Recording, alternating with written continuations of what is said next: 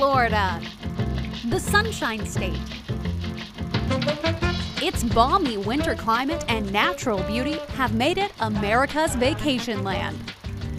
The ultimate paradise for fun.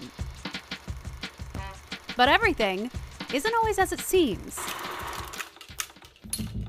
This coastline looks beautiful at a distance. Up close, it's a different story.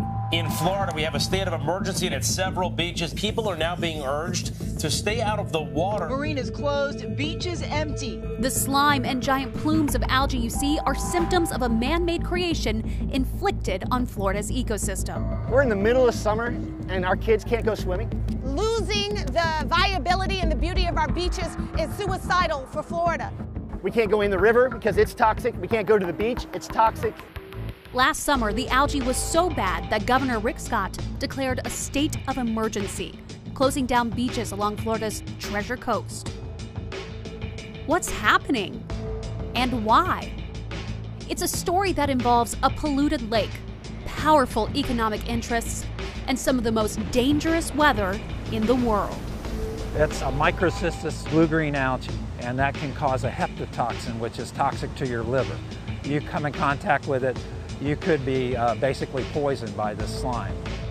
This is the grossest thing that I've ever seen. You hear a lot about this is what toxic algae is, but to smell it and to see it, this should not be happening.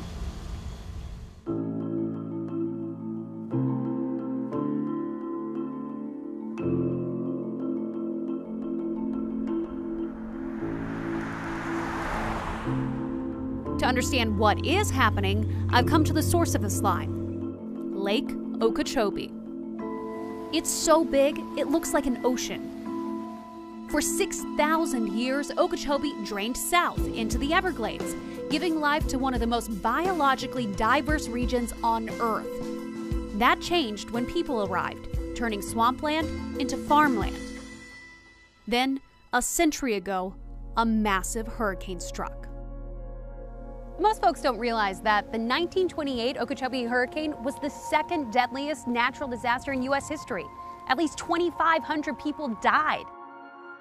Water flooded hundreds of miles of land. To prevent another deadly storm surge, the giant Herbert Hoover Dike was built to keep the lake in. Canals drain excess water to both coasts if levels become dangerous. But that choked off water to the Everglades, drying up more swamp. To the left of me, I have just miles upon miles, acres upon acres of sugarcane. And on the right, I have the Herbert Hoover Dike, and that holds back all of the water from Lake Okeechobee. So what's causing the algae problem? In a word, phosphorus, a key ingredient in fertilizer. From the north, the phosphorus in manure from commercial cattle ranches and dairy farms flows into the lake. From the south, excess water from fertilized sugarcane fields gets pumped into the lake. The water, laden with algae, flows by canals to both the east and west, ending up in the ocean. Billions of gallons of foul water destroys oyster beds. Dolphins and fish struggle.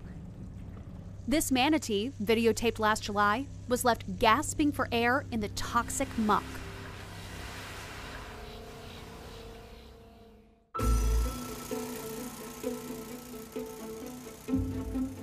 Jackie Thurlow-Lipich and her pilot husband Ed showed us the problem from the air.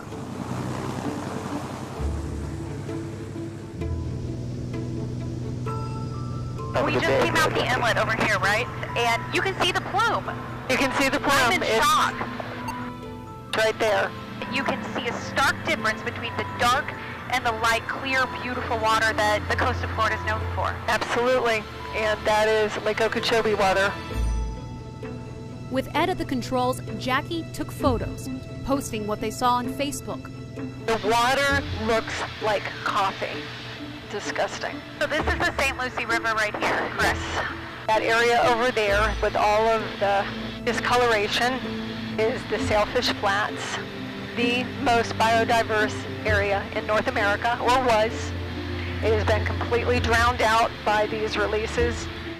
You can see from the air that the damage extends far beyond the lake.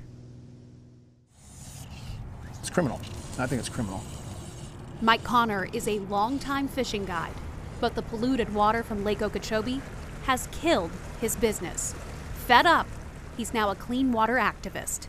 It's about dollars and cents. My business fell off, this year fell off about 50%. The problem is the perception is out there. You have customers come year after year and they see bad fishing, bad water, know about the discharges. They don't call you again. You know, and Florida is a sport fishing capital of the world. This great title. But our politicians from the governor on down aren't treating it like the sport fishing capital. They're letting the water go to hell. And we're really fearful if we don't turn this around in the next decade, we're gonna lose it.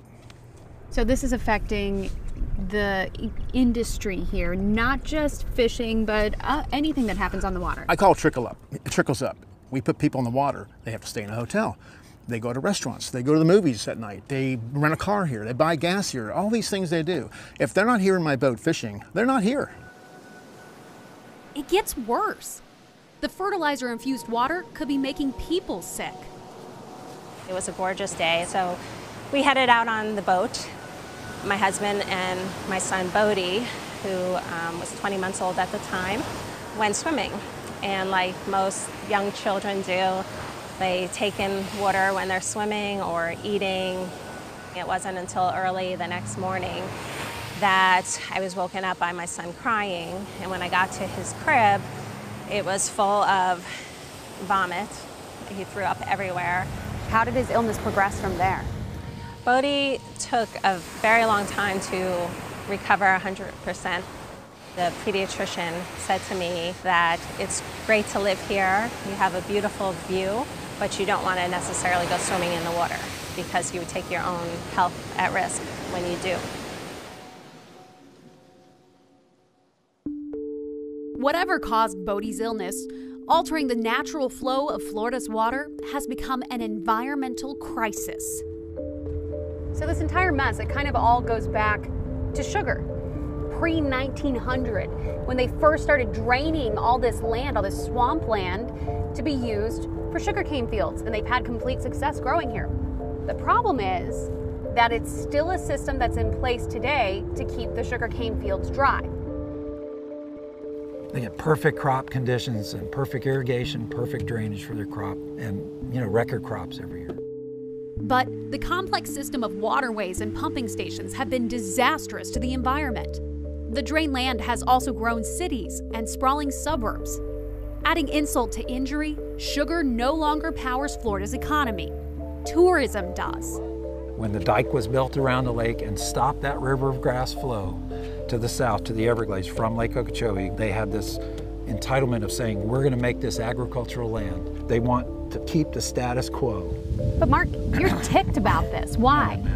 I'm mad because they won't cooperate and say we need just some connection between Lake Okeechobee and the Everglades. And they don't seem to want to give 1 acre towards that.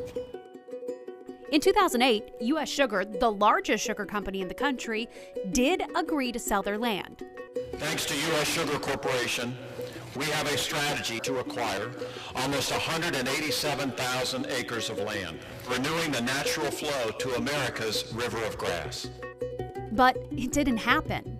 The Great Recession came, and the state did not pursue purchasing all the land. It's the political will that's not there. There's not enough political will to make this happen.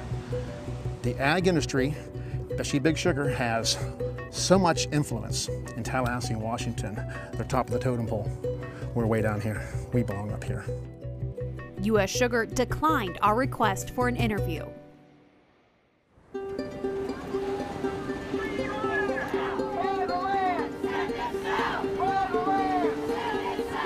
Buy the land became a rallying cry for some residents along Florida's Treasure Coast. Last 4th of July, they skipped putting out beach chairs or building sandcastles to send a message to politicians. There's thousands of people out here to show our support to save our river. Send the water south.